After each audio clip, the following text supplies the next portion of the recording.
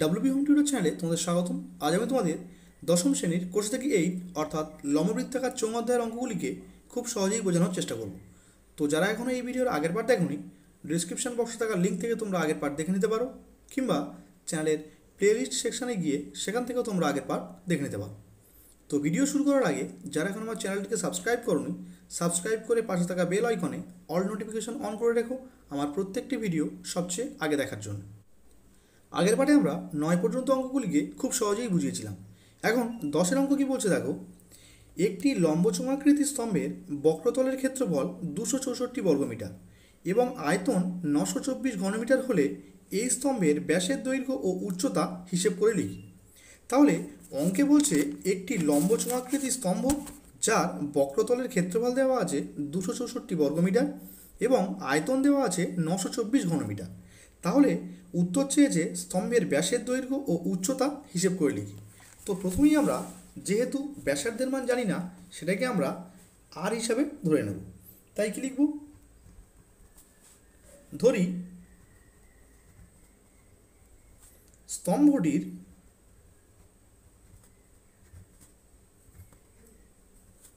ব্যাসার্ধ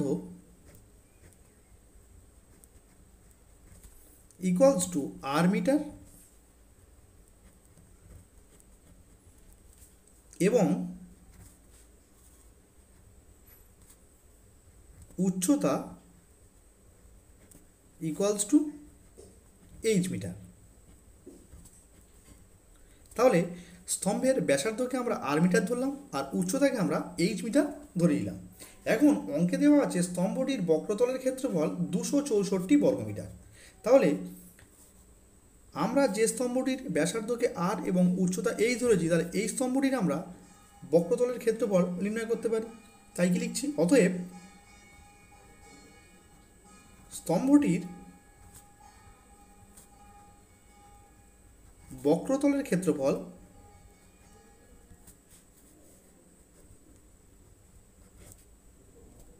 দেখো, লম্বচোঙাকৃতি স্তম্ভের বক্রতলের ক্ষেত্রফল নির্ণয়ের সূত্র আমরা কি জানি?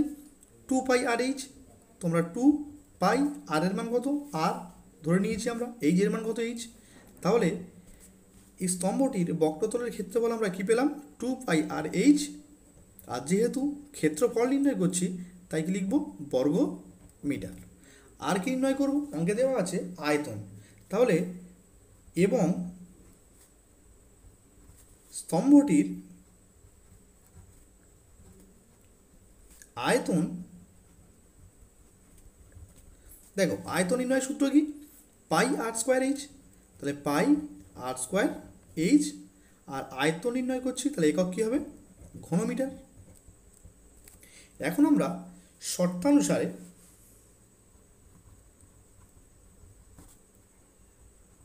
কি লিখতে পারি? আমরা বক্রতলের ক্ষেত্রফল পেয়েছি কত? 2 পাই আর এইচ। তাহলে 2 pi r H equals to আমরা কত লিখব? 264। কারণ অঙ্কে দেওয়া ছিল বক্রতলের ক্ষেত্রফল 264। তাই আমাদের সঙ্গে অঙ্কের একটা ইকুয়েশান তৈরি করলাম। নেক্সট কী বলছে? আয়তন দেওয়া আছে 924। তাহলে আমরা পেয়েছি কত? পাই আর স্কোয়ার এইচ, কিন্তু অঙ্কে বলছে কত? 924। তো লিখতে পারি পাই r square H equals to 924। তো এটাকে আমরা 2 নম্বর ইকুয়েশন দিলাম। এখন আমরা এই 2 নম্বর ইকুয়েশনকে 1 নম্বর ইকুয়েশনকে দিয়ে ভাগ করব। তাহলে কী লিখব? এখন 2 নম্বর সমীকরণকে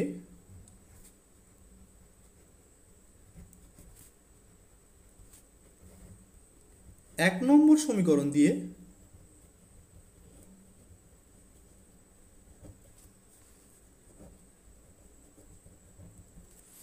ভাগ করিয়া পাই।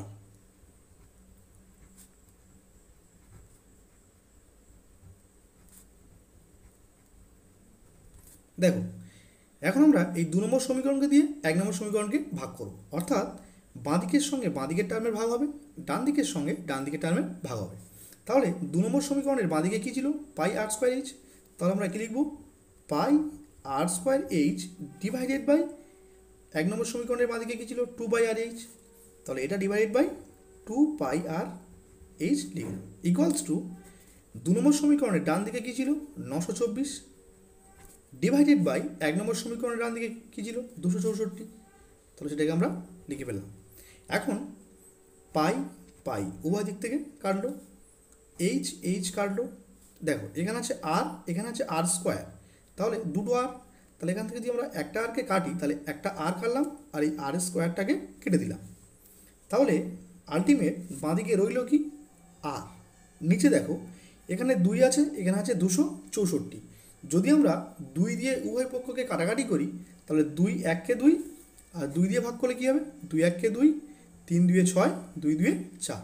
তাহলে বাঁদিকে কী রইল r/1 ইকুয়ালস টু ডান দিকে কী রইল 924 ডিভাইডেড বাই 132। তো সেটাকে আমরা লিখলাম। এখন 924 আর 132কে আমরা যদি 2 দিয়ে কাটি তাহলে কী হবে 6 2 12, 13 1 দাও 6 2 12, এটাকে 2 দিয়ে কাটলে কী হবে 4 2 8 9 1 দাও 12, 6 2 12, 2 2 4। আবারও আমরা যদি 2 দিয়ে কাটি তাহলে 2 3 6, 2 3 6, এটা 2 দিয়ে কাটলে কী হবে 2 2 4, 2 3 6, 2 1 2। এখন যদি আমরা 11 দিয়ে কাটি তাহলে কী হবে 3 11 33, আর এটা 11 দিয়ে কাটলে কী হবে 11 2 22, আর 1 23, 11 1 11, 3 দিয়ে কাটলে কী হবে 3 7 21। তাহলে এখান থেকে আমরা কী পেলাম r/1 ডিভাইডেড বাই এখানে কী হলো 7 ডিভাইড বাই 1। তো আমরা কোনাকুনি গুণ করতে পারি, আর 1কে আর ইকুয়ালস টু 7 1 7। তাহলে আমরা আর এর মান কী পেলাম অঙ্কটা থেকে, আর এর মান 7। আরকে আমরা কী ধরেছিলাম স্তম্ভটির ব্যাসার্ধ আর মিটার, তাহলে আরটা কি এখানে স্তম্ভটির ব্যাসার্ধ, কিন্তু অঙ্কে চেয়েছে স্তম্ভটির ব্যাসের দৈর্ঘ্য কত। তাহলে এখন কি লিখব অতএব স্তম্ভটির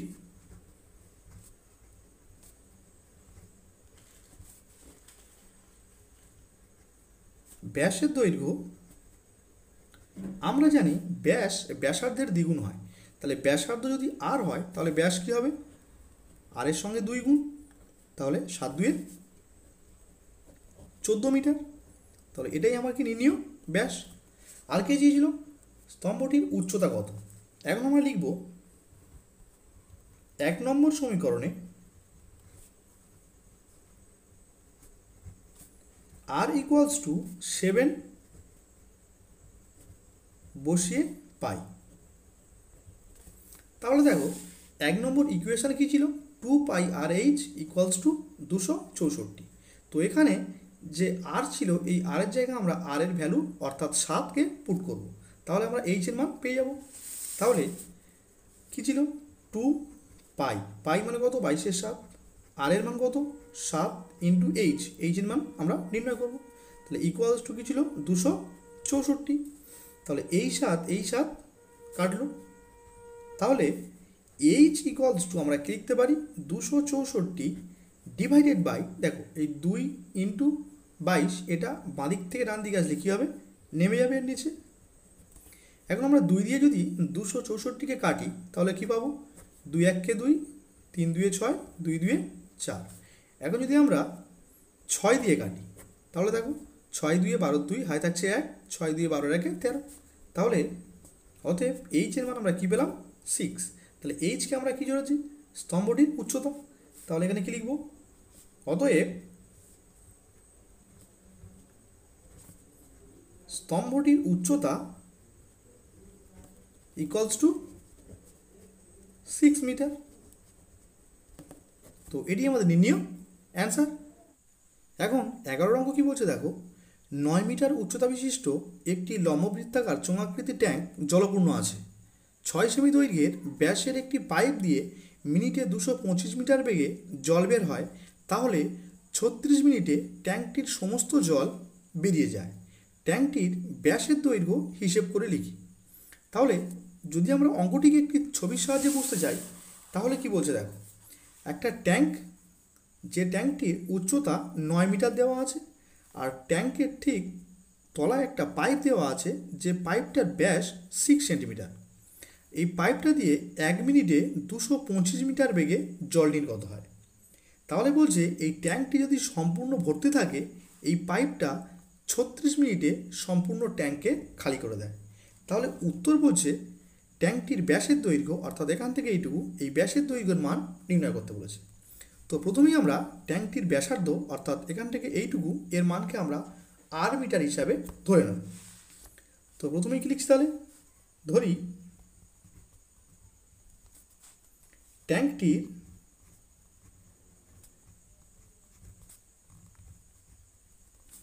ব্যাসার্ধ ইকুয়ালস টু আর মিটার।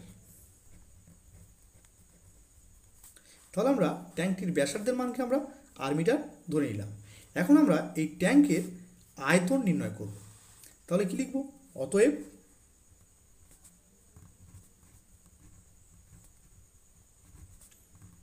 ট্যাঙ্কটির আয়তন ইকুয়ালস টু, দেখো ট্যাঙ্কটি যেহেতু লম্বচৌকাকৃতি তাহলে আয়তন কী হবে, পাই আর স্কোয়ার এইচ। তাহলে পাই ইন্টু আর স্কোয়ার, অর্থাৎ ট্যাঙ্কটির ব্যাসার্ধকে আমরা আর ধরেছি তাহলে এখানে আর স্কোয়ার হবে, ইন্টু এইচ কত অর্থাৎ উচ্চতা কত 9 মিটার, তাহলে পাই ইন্টু আর স্কোয়ার ইন্টু 9। যেহেতু আমরা আয়তন নির্ণয় করছি তাই একক কী হবে, ঘনমিটার। তাহলে এটা আমরা ট্যাঙ্কের আয়তন পেয়ে গেলাম। এখন কি বলছে দেখো, এই ট্যাঙ্কে একটা পাইপ লাগানো আছে, সেই পাইপটির ব্যাসের মান দেওয়া আছে 6 সেন্টিমিটার। তো আমরা পাইপটির ব্যাস থেকে পাইপটির ব্যাসার্ধের মান নির্ণয় করব। তাই কি লিখব, এখন পাইপটির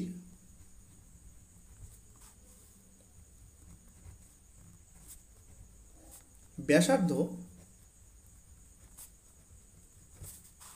ইকুয়ালস টু, দেখো ব্যাসার্ধ সবসময় কী হয়, ব্যাসের অর্ধেক।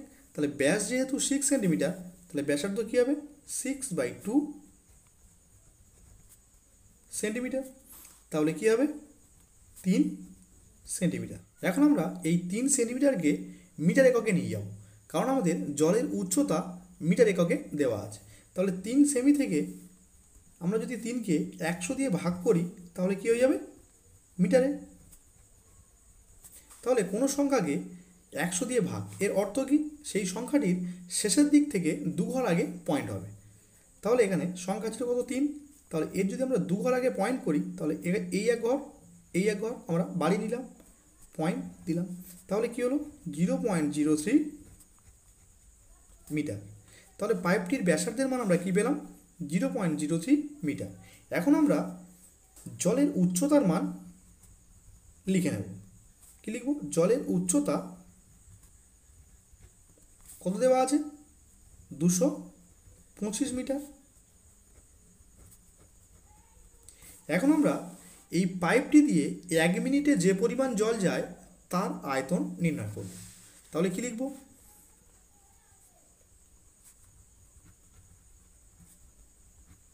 পাইপটি দিয়ে 1 মিনিটে যে পরিমাণ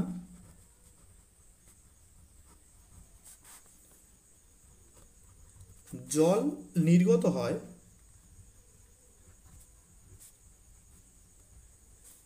তার আয়তন।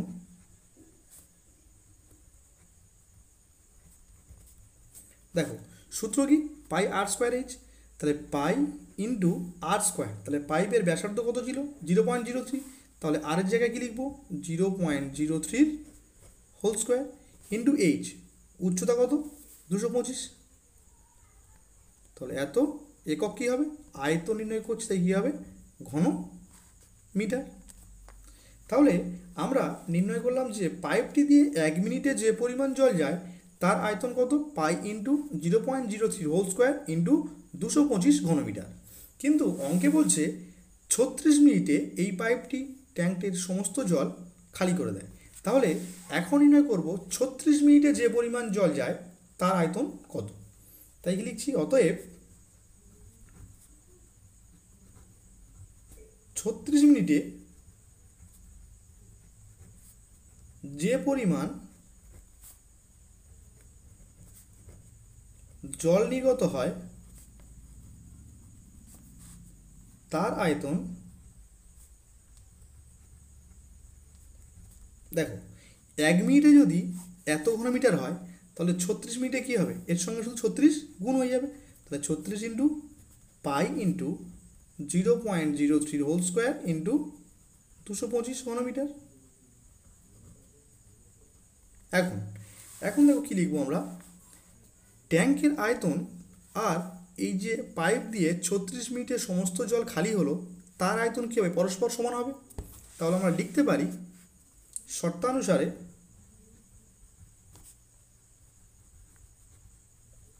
ট্যাঙ্কটির আয়তন অর্থাৎ পাই আর স্কোয়ার ইন্টু 9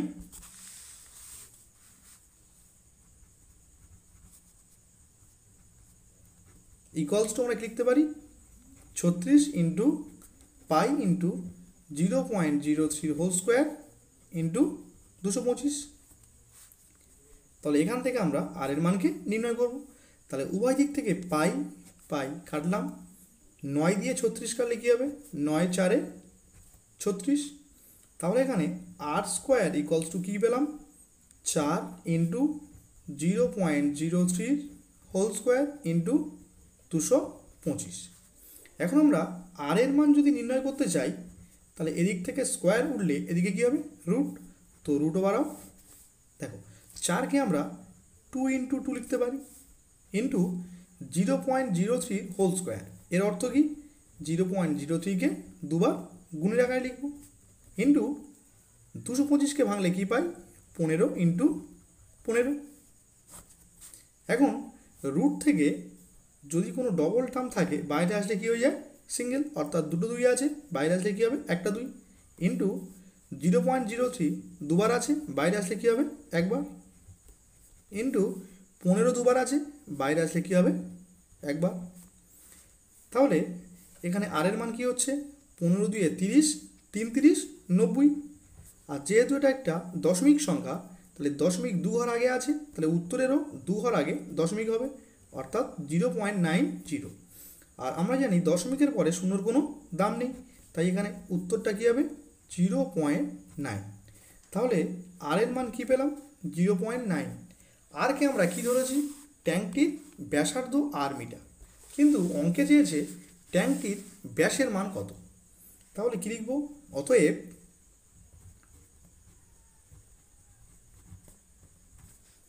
ট্যাঙ্কটির ব্যাস, দেখো ব্যাস সবসময় কী হয়, ব্যাসার্ধের দ্বিগুণ হয়, তাহলে ব্যাসার্ধের সঙ্গে 2 গুণ করলে আমরা ব্যাস পাবো।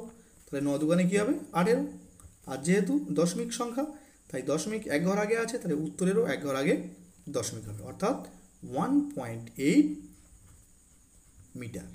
তো এটি আমাদের নির্ণয় অ্যান্সার। এখন 12 অঙ্ক কী বলছে দেখো, সমান ঘনত্বের একটি লম্ববৃত্তাকার কাঠের গুঁড়ির বক্রতলের ক্ষেত্রফল 440 বর্গ ডেসিমিটার, 1 ঘন ডেসিমিটার কাঠের ওজন 1.5 কিগ্রা এবং গুঁড়িটির ওজন 9.24 কুইন্টাল হলে গুঁড়িটির ব্যাসের দৈর্ঘ্য ও উচ্চতা হিসেব করে লিখি। তাহলে অঙ্কে দেওয়া আছে একটি কাঠের গুঁড়ির বক্রতলের ক্ষেত্রফল দেওয়া আছে 440 বর্গ ডেসিমিটার, আর কি দেওয়া আছে 1 ঘন ডেসিমিটার কাঠের ওজন 1.5 কিগ্রা এবং গুঁড়িটির ওজন দেওয়া আছে 9.24 কুইন্টাল। তাহলে উত্তর চেয়েছে আমার কি, গুঁড়িটির ব্যাসের দৈর্ঘ্য ও উচ্চতা কত। তো প্রথমেই আমরা গুঁড়িটির ব্যাসার্ধের দৈর্ঘ্য ও উচ্চতাকে ধরে নেব। তাই কি লিখছি, ধরি গুঁড়িটির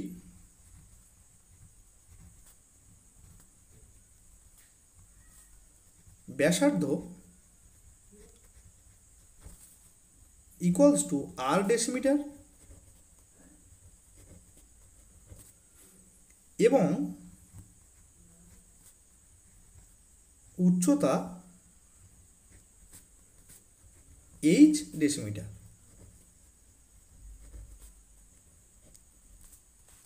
তাহলে গুঁড়িটির ব্যাসার্ধকে আমরা আর ডেসিমিটার ধরলাম, উচ্চতাকে এইচ ডেসিমিটার ধরলাম। আর কি দেওয়া আছে, গুঁড়িটির ওজন দেওয়া আছে 9.24 কুইন্টাল। তো আমরা এই 9.24কে কিগ্রা এককে নিয়ে যাব। তাই কি লিখছি, গুঁড়িটির ওজন 9.24 কুইন্টাল। এখন আমরা এই কুইন্টাল থেকে এটাকে আমরা কেজিতে নিয়ে যাব। তাহলে কুইন্টাল থেকে কেজিতে আনতে গেলে কী করতে হয়, 100 দিয়ে গুণ করতে হয়। তাহলে কি লিখব 9.24 ইন্টু 100। তাহলে এখন এই কুইন্টালটা কি হয়ে যাবে কেজি একক। এখন দেখো 924 এককে 924 আর দুটো শূন্য পাশে বসে রইল। যেহেতু এটা দশমিক সংখ্যা আর দশমিক দু ঘর আগে ছিল শেষের দিক থেকে, তাহলে উত্তরেরও শেষের দিক থেকে দু ঘর আগে পয়েন্ট পড়ে যাবে। তাহলে কী হবে 924.00। আর আমরা জানি দশমিকের পরে শূন্যর কোনো দাম নেই, তাই আমরা দুটো শূন্যকে কেটে দিলাম। তাহলে আলটিমেট গুণটির ওজন কী হলো 924 কেজি। এখন দেখো অঙ্কে এক লাইন দেওয়া আছে 1 ঘনডেসিমিটার কাঠের ওজন 1.5 কিগ্রা। দেখো এই লাইনটিকে আমরা যদি ঘুরিয়ে বলতে পারবো যে 1.5 কিগ্রা কাঠের আয়তন 1 ঘনডেসিমিটার। তো সেটাকেই আমরা লিখে নেব। কি লিখবো তাহলে 1.5 কিগ্রা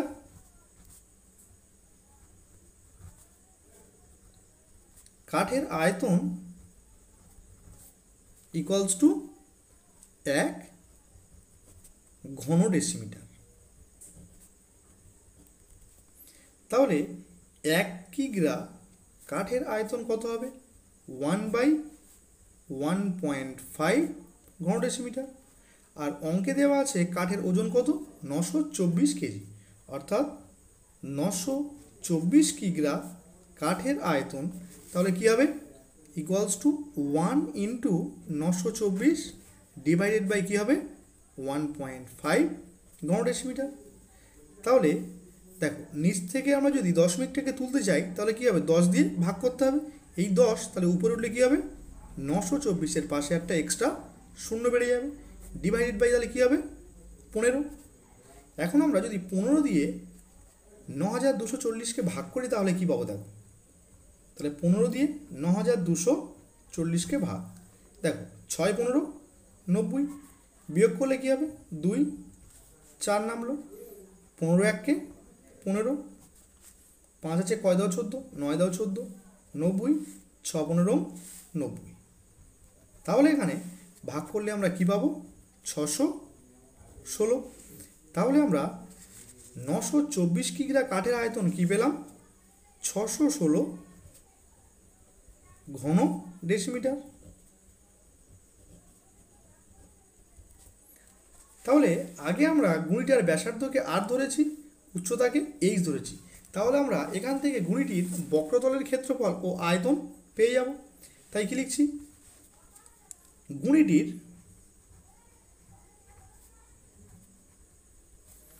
বক্রতলের ক্ষেত্রফল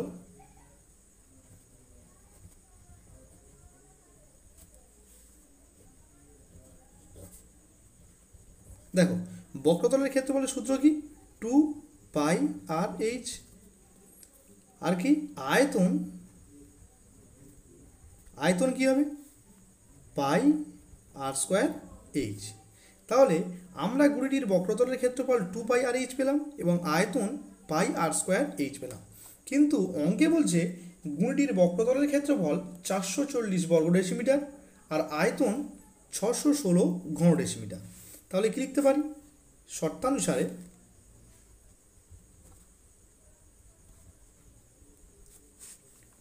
2πr/h ইকুয়ালস টু কী লিখব 440, এটাকে আমরা 1 নম্বর ইকুয়েশান দিলাম। আর আয়তন অর্থাৎ πr²h ইকুয়ালস টু কত লিখব 616, এটাকে আমরা 2 নম্বর ইকুয়েশান দিলাম। এখন আমরা এই 2 নম্বর ইকুয়েশানকে 1 নম্বর ইকুয়েশান দিয়ে ভাগ করব। তাহলে লেখাটা কী হবে 2 নম্বর সমীকরণকে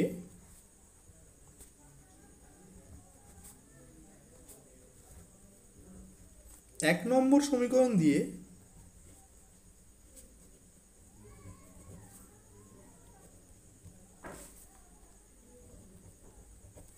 ভাগ করিয়া পাই।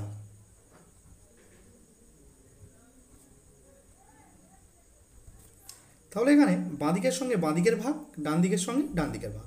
তাহলে বাঁদিকের 2 নম্বরে কী ছিল πr²h, তাহলে কী হবে πr² ডিভাইডেড বাই বাঁদিকের 1 নম্বরে কে ছিল 2πr/h ইকুয়ালস টু, তাহলে এদিকে কী হবে 616 ডিভাইডেড বাই 440। এখন দেখো পাই ক্যান্সেল হলো, এইচ এইচ ক্যান্সেল হলো, এখান থেকে আর স্কোয়ার আর এখান থেকে আর ক্যান্সেল হলো। 2 দিয়ে আমরা যদি কাটি তাহলে 2 1 2 আর 2 2 4, 2 2 4, 2 0 0। এখন যদি আমরা 11 দিয়ে কাটি তাহলে 11 2 22 আর 11 0 0। এটাকে 11 দিয়ে কাটলে কী হবে? 5 11 55, 56 57 58 59 60 61। তাহলে 6 দাও, তাহলে 6 11 66। তাহলে এখন যদি আমরা 2 দিয়ে কাটি তো 10 2 20, 28 2 56। তাহলে এখান থেকে কি পাচ্ছি? আর ইকুয়ালস টু কত? 28/10। যেহেতু নিচে একের কোনো দাম নেই তো আমরা আরের নিচে 1কে ধরলাম না। তাহলে আর এর মান কী পেলাম? 28/10। তাহলে আরকে আমরা কি ধরেছি? গুণিটির ব্যাসার্ধ আর ডেসিমিটার, কিন্তু অঙ্কে চেয়েছে গুণিটির ব্যাসের দৈর্ঘ্যের মান কত। তাহলে ব্যাসার্ধকে আমরা তাহলে কী পেলাম? 28/10। তাই কি লিখব? অতএব ব্যাসের দৈর্ঘ্য, তাহলে ব্যাস সবসময় কী হয়? ব্যাসার্ধের দ্বিগুণ হয়। তাহলে ব্যাসার্ধের সঙ্গে আমরা যদি 2 গুণ করি তাহলে কী পাবো? ব্যাস। তাহলে 28 2 56, 56/10। কোনো সংখ্যাকে 10 দিয়ে ভাগ করা মানে কি? সংখ্যাটির শেষের দিক থেকে 1 ঘর আগে পয়েন্ট বসবে, তাহলে কী হবে? 5.6 ডেসিমিটার। আর কি চেয়েছে? গুণটির উচ্চতা কত। তাহলে এখন আমরা কি লিখব? 1 নম্বর সমীকরণে